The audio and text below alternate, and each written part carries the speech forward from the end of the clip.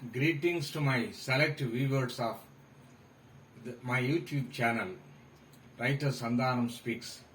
This is the 70th video.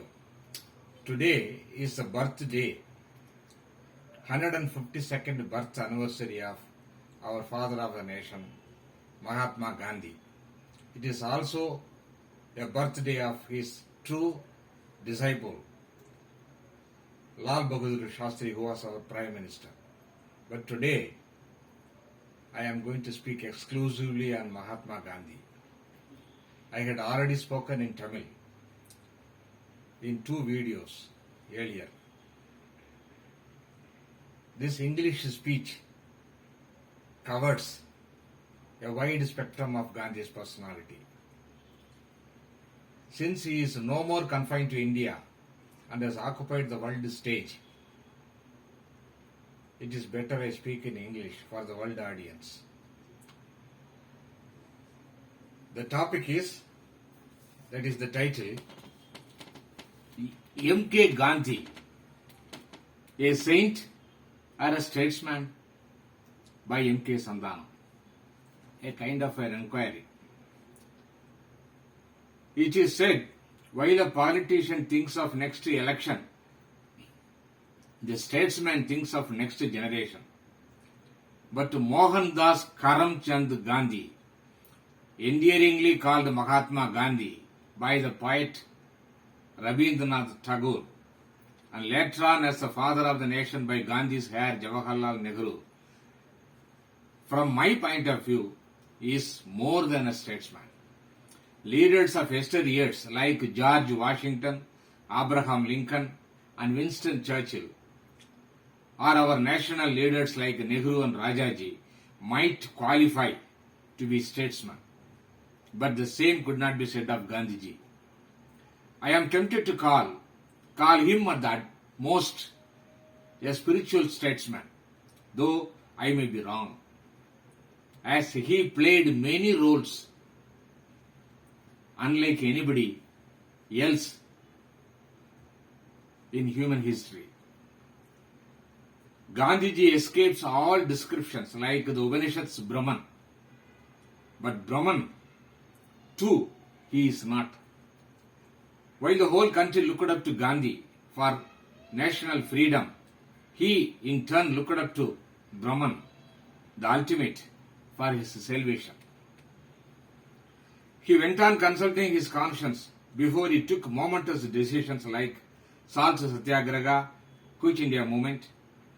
But sometimes his inner voice betrayed him, and he openly confessed that he committed a Himalayan blunder when his non-violent movement took violent turn, leading to loss of lives and destruction of public properties, proving to the world that after all he too is mortal. To atone, he also took to long fasting, sometimes going to the extreme distance of arriving at the doors of death. Only sages like Buddha and Siddhas took to fasting and called it meditation. But their meditation's end product was liberation, that is the individual moksha, whereas Gandhi's was national liberation, his first and foremost goal. Gandhi was a product of time and born for Indian freedom struggle. Of course, there were during his time leaders dime a dozen like Lokmanya Tilak, Chittaranjan Das, Gopalakrishna Gokhale, and et al., representing various schools, some violent, some mild. People were also divided among themselves and followed different leaders. So, when the country awaited a unifying force, South Africa sent M.K. Gandhi, who after experimenting his Satyagraha movement in that country, immediately galvanized the masses, and a fresh air started blowing through the length and breadth of the country. Nehru in his autobiography phrased it beautifully with the words, "Then came Gandhi."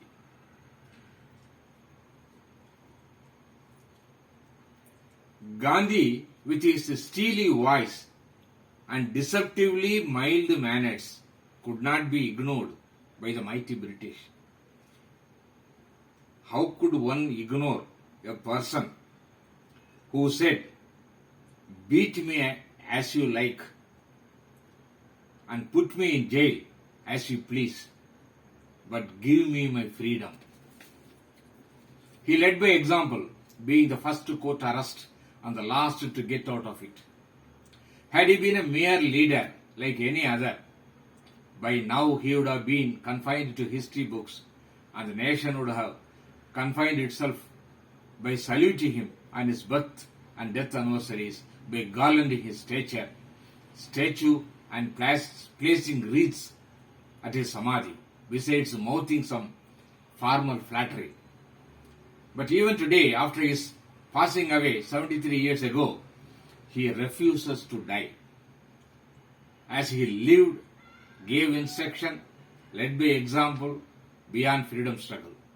He had his hand in all aspects of life, whether it is communal harmony, eradication of untouchability, prohibition, economic and social reforms, equality all, and uplifting and serving Ruskins unto the last.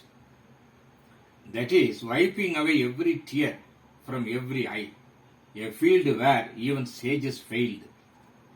Gandhiji became a subject of high praise as well as acerbic criticism, while the Nobel laureate and French philosopher Romain Rolland fully endorsed him. The British Churchill called him a naked fakir, unconsciously attributing sainthood to Gandhiji.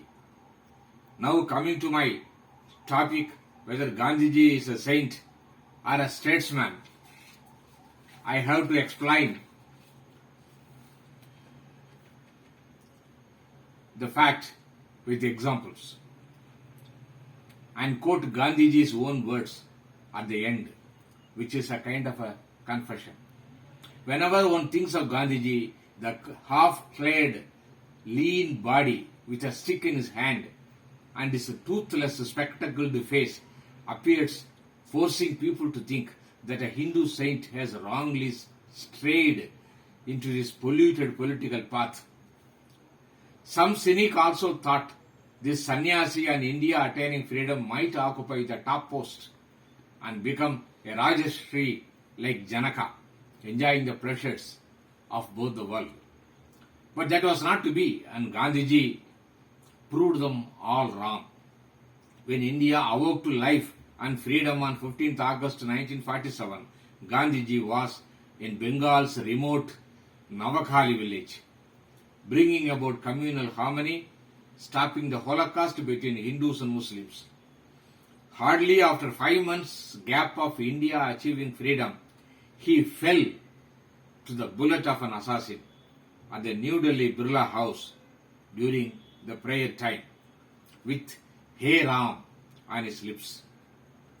While working at New Delhi, myself in the 1970s, I not only visited Birla House, reverentially looking at the last steps of Gandhi to his prayer meeting, but also visited Tirumurti Bhavan, where I bent and read the stone inscription bearing the words of the physicist and the 20th century greatest scientist Einstein, paying the ultimate tribute to the inscrutable, historic, social scientist Gandhi.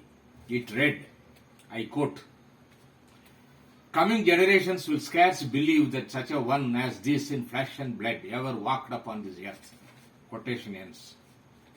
Hence Gandhi drew and still drawing admirers and even worshippers from all walks of life simply by remaining what he was, believed sincerely in what he said and did. Not only the Bengali poet Rabindranath Tagore called him a Mahatma, but our Tamil poet Subramania Bharati, after visiting him at Madras, composed a memorable poem wishing him well in his endeavor. The Tamil song runs like this: "Vadhaniyamman in the Vayattu நாட்டிலெல்லாம் தாழ்வுற்று வறுமை மிஞ்சி விடுதலை தவறி கெட்டு பாழ்பற்று நின்றதாமோர் பாரத தேசம் தன்னை வாழ்விக்க வந்த காந்தி மகாத்மா நீ வாழ்க வாழ்க.